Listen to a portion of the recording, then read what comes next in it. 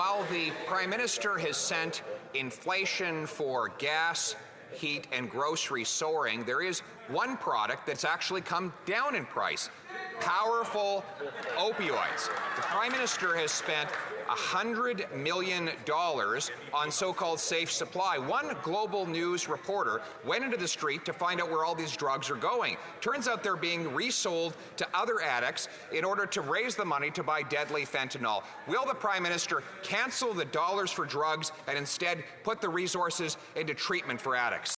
Mr. Speaker, we are pretty fed up with this fight against evidence-based programs that actually are saving lives. We cannot allow the Conservatives to take us back to the failed ideology of the past. Even Harper's advisor, Ben Perrin, thinks they're speaking nonsense. So just stop it and save lives. The Honourable Leader of the Opposition.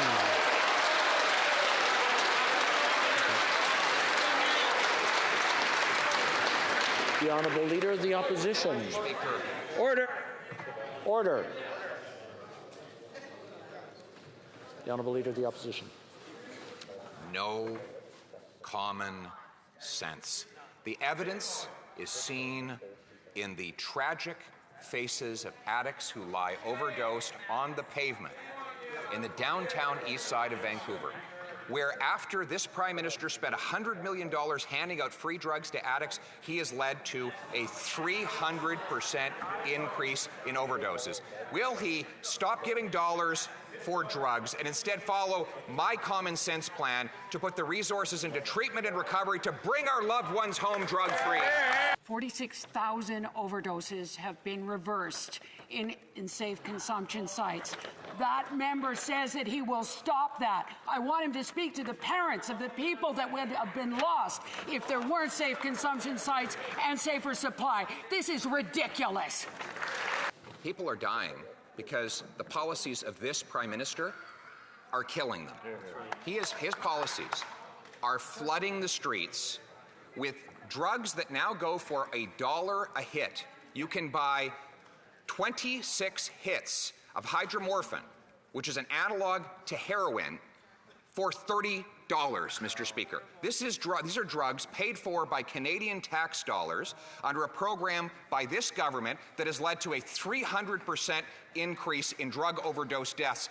Why won't they get some common sense, end dollars for drugs, and put our people in treatment? People have to stay alive long enough to get to treatment. People are dying because of the toxic, tainted drug supply.